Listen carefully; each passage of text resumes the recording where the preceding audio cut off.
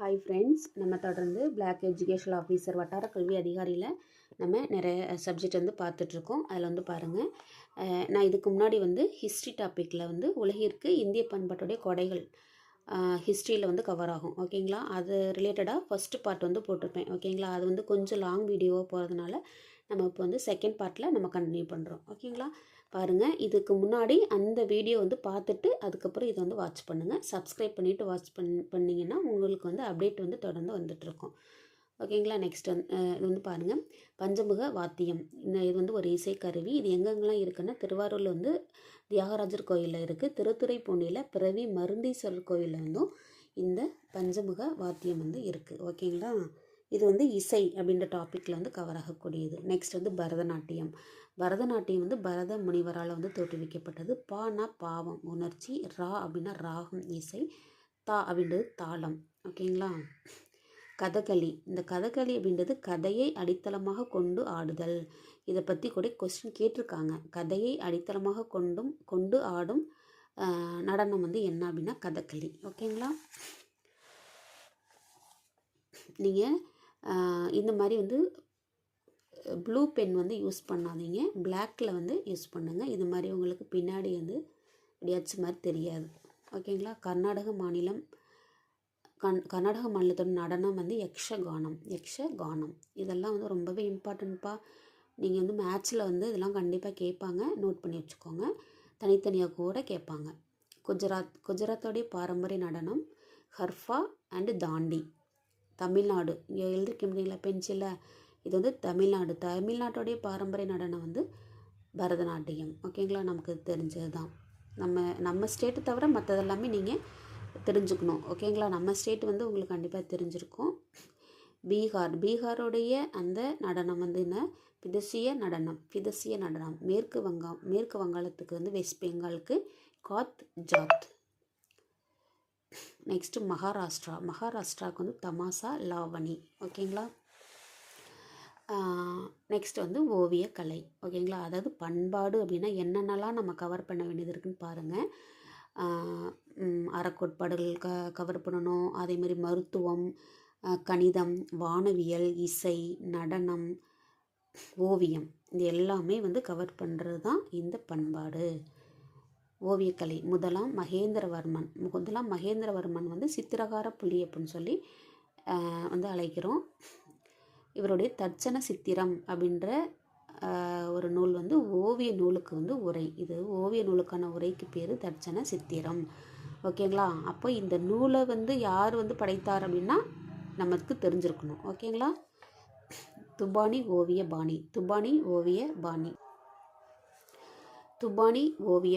இது வந்து ஒரு மதுபானி ஸ்டைல். ஓகேங்களா? அந்த மதுபானி அப்படின்னா என்ன, எங்கே இருக்குது அப்படின்னா பீகார் அண்டு இந்த நேபாள எல்லையில் இருக்கிறது தான் இந்த மதுபானி மாவட்டம். ஓகேங்களா? இது வந்து மதுபானி அப்படின்னா என்னென்னா, மண் சுவர்களில் வந்து தாவர இலை சாறு கொண்டு நேச்சுரலாக உருவாக்கக்கூடியது தான் இந்த மதுபானி ஸ்டைல். ஓகேங்களா? ராஜபுதன ஓவியம். ராஜபுதன ஓவியம் அப்படின்றது அப்படின்னாவே வந்து ராஜஸ்தான். ஓகேங்களா? ராஜபுதனம் ராஜஸ்தான். இது வந்து மத்திய பிரதேசம். ராஜஸ்தான் மத்திய பிரதேசத்தில் இருக்கிறது தான் வந்து இந்த ராஜபுதன ஓவியங்கள்.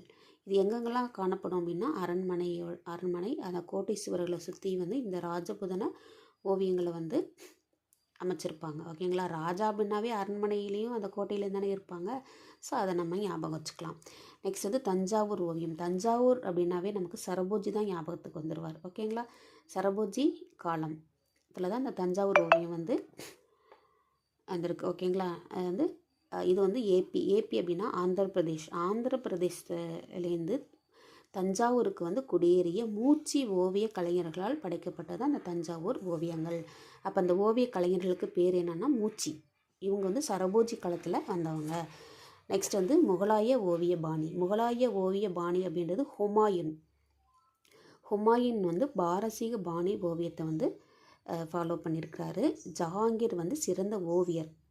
ஓகேங்களா? சிறந்த ஓவியராக ஜஹாங்கீர் வந்து காணப்பட்டிருக்காரு.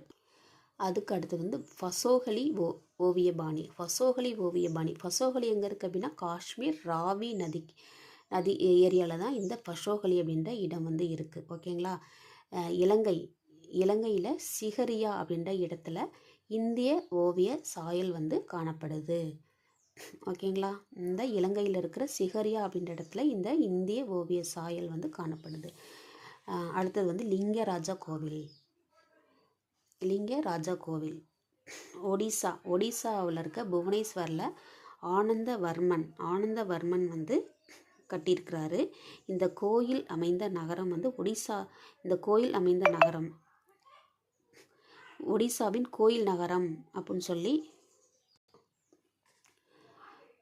ஒடிசாவின் கோயில் நகரம் அப்படின்றது புவனேஸ்வர். ஓகேங்களா. இந்த புவனேஸ்வரில் அமைந்தது தான் இந்த லிங்கராஜா கோவில். நெக்ஸ்ட் வந்து இந்திய கட்டிடக்கலை வளர்ச்சிக்கு முதலில் வித்திட்டவர்கள் யார் அப்படின்னு சொல்லி பார்த்தோம் அப்படின்னா பௌத்தர்கள், சமணர்கள். இந்திய கட்டிடக்கலை வளர்ச்சிக்கு ஃபஸ்ட்டு வித்திட்டவர்கள் பௌத்தர்களும் சமணர்களும். மௌரியர்கள் இந்தியாவின் பௌத்த கட்டடக்கலையை வந்து தொடங்கியிருக்கிறாங்க. ஓகேங்களா. இந்தியாவில் பௌத்த கட்டடக்கலையை வந்து தொடங்கியவர்கள் மௌரியர்கள்.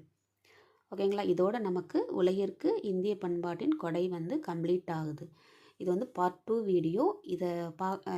இதுக்கு முன்னாடி அந்த பார்ட் 1 வீடியோ பார்த்துட்டு இந்த வீடியோ வந்து கண்டினியூவாக வாட்ச் பண்ணுங்கள். தேங்க்யூ. சப்ஸ்கிரைப் பண்ணிவிட்டு வாட்ச் பண்ணுங்கள். தேங்க்யூ.